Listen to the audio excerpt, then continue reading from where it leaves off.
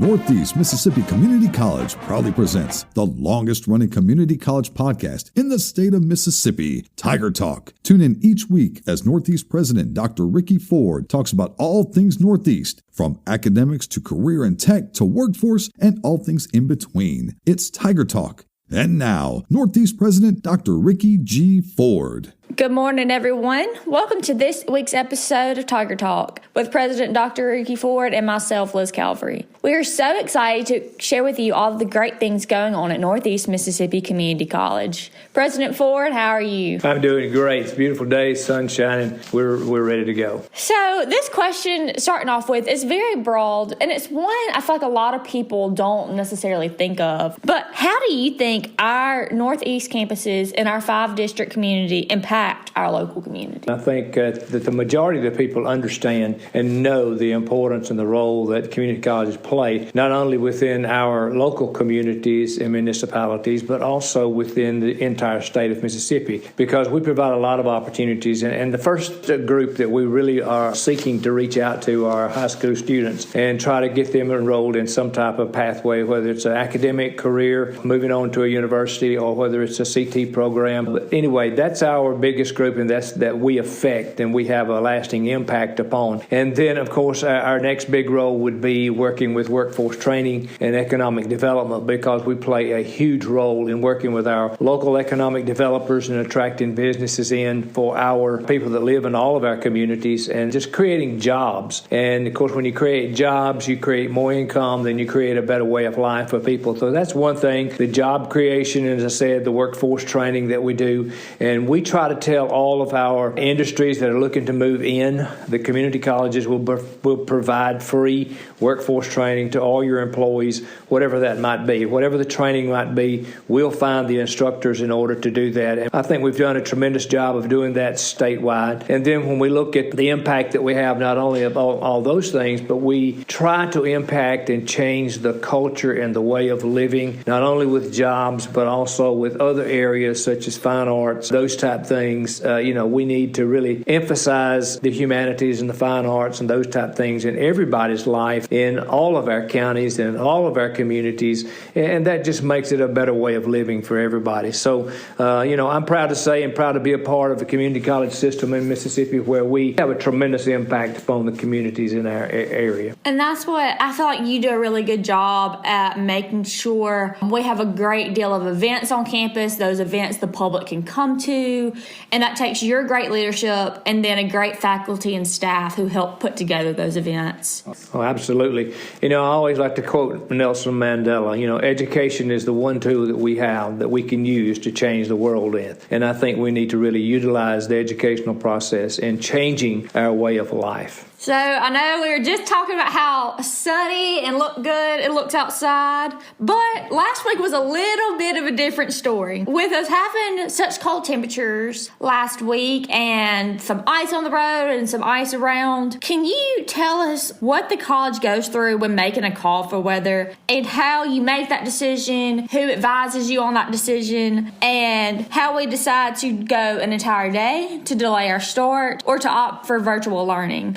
Well, first of all, there's no written plan for this. And this is something that you really have to use a lot of common sense, and you really have to look at all your avenues and resources that you have available. And one of the things that I like to do is, of course, being a runner, and all runners will tell you what the weather's going to be like this weekend without question, because that's what gauges whether or not we're going to run or not. So it's kind of I have an advantage there since I am a runner and I know what the weather's going to be. But you've kind of got to be out ahead of it, and you've got to anticipate and pay close attention. And if it's predicting some severe weather, whether it's severe thunderstorms, high winds, and those type things, and I particularly pay a lot of attention and depend a lot on the Weather Channel and the other weather resources that are available out there. The National Weather Service provides a lot of detail and things like that. So when we look at, let's say it's predicting freezing temperatures, then the first thing that we're going to look at is whether or not there's some type of precipitation that's going to be coming down with that, whether it be rain or whether it be snow,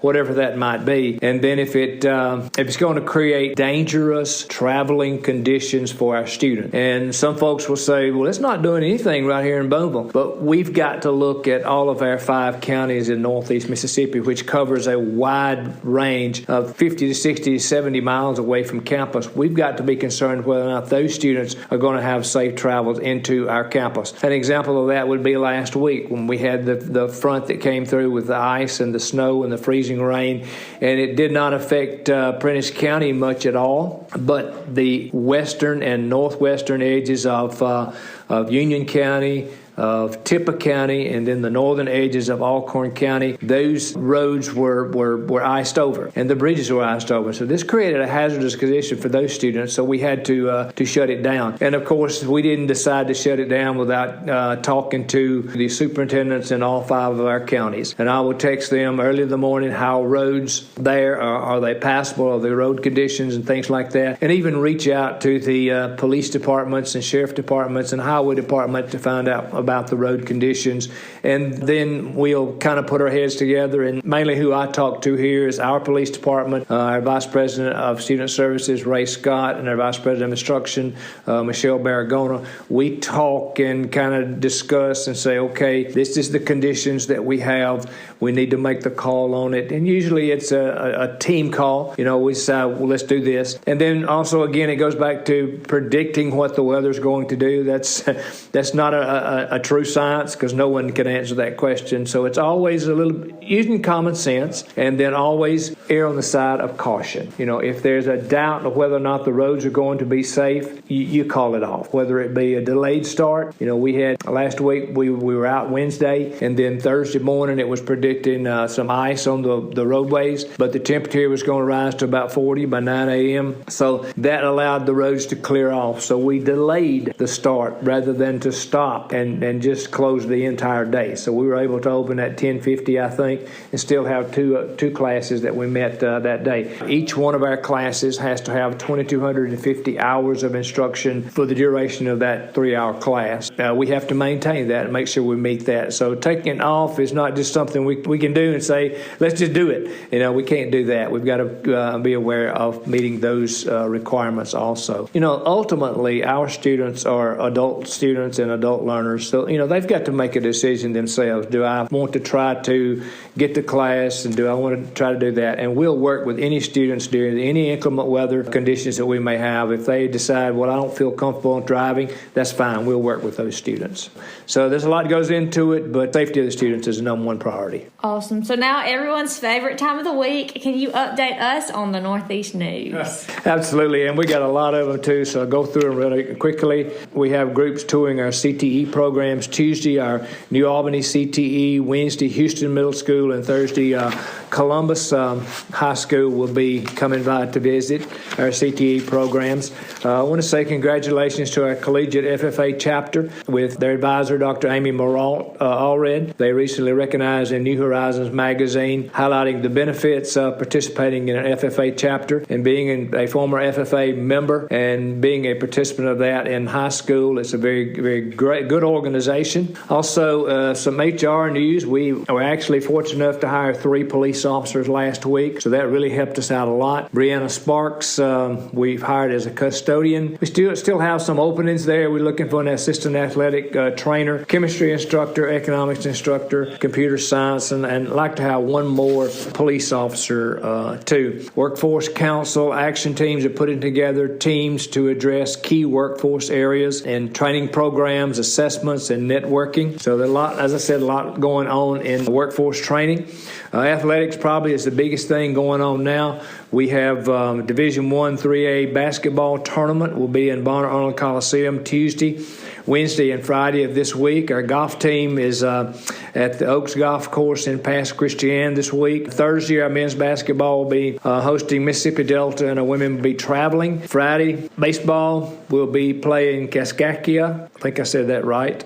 Friday and Saturday. And then we just completed football signing day, and we signed a little bit over 30 football players for the fall. Some instruction updates. First of all, our FFA and Ag judging team is going to the Dixie Nationals. Nationals on February the 10th. Also to announce our spring musical, the 25th annual Putnam County Spelling Bee will be February the 16th and the 20th at 7 p.m. And then Sunday afternoon, February the 19th at 2 p.m. Creating Futures Through Technology Conference is coming up on March the 8th through the 10th. And then we have a spring job fair, which is March 28th. And then our science fair is on March the 22nd and March the 24th. To remind everybody also our freshman orientation, taking a little bit different twist this year. We'll be doing it school by school rather than everybody coming in for an event.